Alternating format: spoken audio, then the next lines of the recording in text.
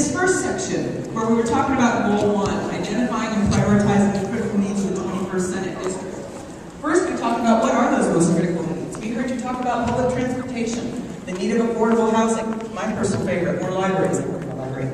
Schools. We decided we needed more schools. We want assistance with employment, helping folks to find jobs, get trained for jobs. Fresh, healthy food. Garden fresh food would be great. More financial resources for the services and for the people in the community. Linkages between services, city, state, county, federal, the people that utilize them. College, vocational training, real support for homelessness, city, county, state, federal, bring it all together. Reductions of wastes, get rid of some of the administrative costs that we're paying so that we have more money to put elsewhere. So, what are the barriers to overcoming these obstacles? We got silos everywhere. Nobody's talking to anybody. All the communication lines are broken. We got the local folks over here and their clients who don't really trust the government right now. Nobody knows who's talking to anybody. The lines of communication have breaks somewhere to the state. The state and the feds don't seem to be talking to each other at all when they really need to be acting as one. There's a lot of confusion. We've got new folks coming in now. There's mixed income levels like there've never been before. How do we help everyone? How do we break down the silos that services are broken into? How do we bridge the gaps between the needs and the solutions? How do we stop people from fighting for resources? How do we deal with burdensome regulations? How do we? What are some of the things that we can do to overcome these barriers? We can think about those existing resources in new ways. Look at the retirees that we've got. They're looking for something to do. Maybe they could be beautiful community organizers. Maybe they could just be a place to hold space. Maybe they could just be telephone tree operators. Who knows? Academic institutions need to get more involved. Volunteers in social media can do a lot. We've seen that around the world these days, haven't we? We need to create a big, strong tree, right? With a giant, strong canopy for the community. Down here, underground, we've got all these resources. We need them to be talking together, going into the roots, right? The community volunteer coordinators, local resources, state resources, federal resources, youth leaders, community volunteers, neighborhood leaders, county folks, city folks, state folks. They're all down here. Let's talk. Let's all come together into one big solid trunk and create a strong community canopy. Let's get real public transportation so we don't need to have so many cars. It's not as expensive to get around town and not as polluting. Let's create big phone and media trees to get the word out about where these resources are. Let's help create financial literacy and reduce red tape. Let's recap our goal 2. Who's going to do that? Clearly our transitions here are just as awkward as okay. All right, so this is a few larger themes that Adam and I heard in Goal 2. The first was identifying mechanisms to expand capacity to meet critical needs.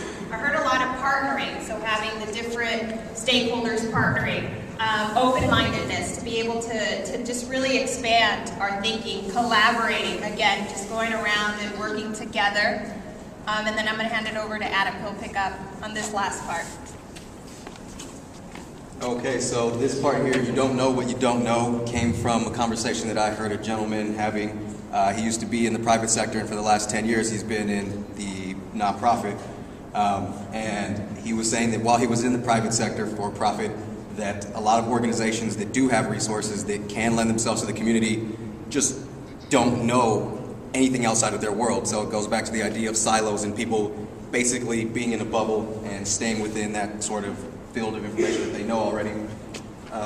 Going on to question 2, we have what obstacles stand in the way of realizing these creative solutions.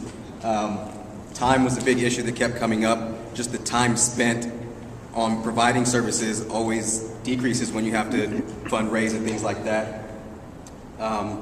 In that same vein, a lot of that money gets put into the trash can. It's wasteful because there's overhead costs and there's this constant balancing between what people can spend on actually providing services versus the logistical needs of any organization. Red tape was another obstacle, obviously, there's a lot of bureaucracy, especially for those nonprofits and organizations that use government funding.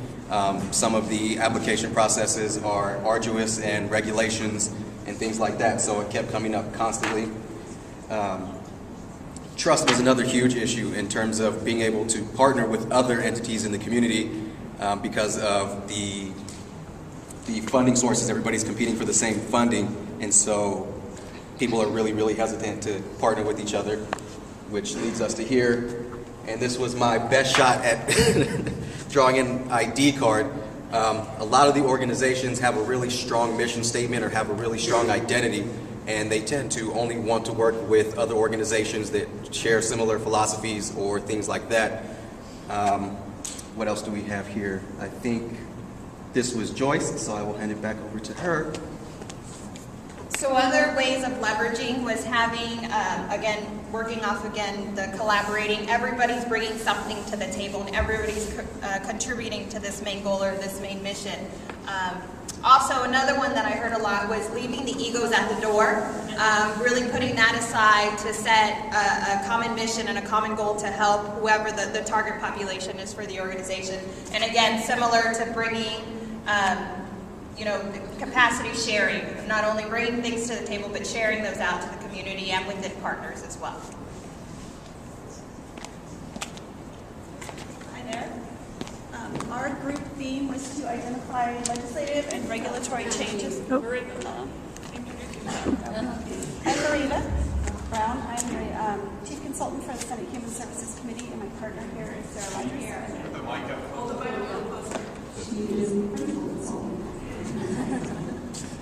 Sorry, I'm used to being behind us, not So our orange tablecloth theme was to look at legislative and regulatory changes that could be used to break through some of the barriers that folks are facing in delivering services. And the first question was, what barriers does your organization face in terms of delivering the services according to your mission? So we heard many different things. We heard a lot of talk about bureaucratic red tape. We heard people talk about their community's lack of awareness in terms of what resources were out there, and also in terms of referring folks from one entity to another back and forth. We all know that there's a scarcity of money, and that the rules are very confusing. One thing that I don't think is a surprise to anyone is the spiderweb here of federal regulations, and there you are stuck in the web. Both folks who provide services and also those receiving services have so many competing responsibilities that it's really hard to focus. For example, family responsibilities, work responsibilities. There was a lot of talk about funding silos and how it would be helpful if people could receive money from sources that they can because of the funding restrictions. Folks were talking about, different tables were talking about that there really isn't a clear path. So somebody doesn't have a clear path to success if they're a foster youth, if they're a domestic violence survivor, if they're homeless, and also other populations that you deal with in your organizations. All the tables, I think, we're talking about the need to collaborate and not compete, that organizations competing with each other for within the same service provision world really could do so much better collaborating, and the clients would be better served. And along those lines, the need to communicate better with each other. Also there was a concern that folks did not have enough didn't have enough business management skills, that their organizations can be better served if people had sharper business management skills. I'm going to pass off to Sarah. Hi, I'm Sarah Rogers, and I have just taken the position to be Human Services Consultant, and I'm in the process of learning a lot, and it's great that we're talking about legislative changes needed, because that's going to be our job, Mariva's and my job, looking at the bills that come through the legislature. So the second conversation was about how do we break through the barriers, and so what are some of the tools that are needed in order to overcome them without necessarily more funding. And the thing that everyone talked about was kind of the same, frankly, was that coordination and communication between different variety of organizations is really the key. So from that, we then tried to build on that question of, okay, well then how do you coordinate and how do you better communicate?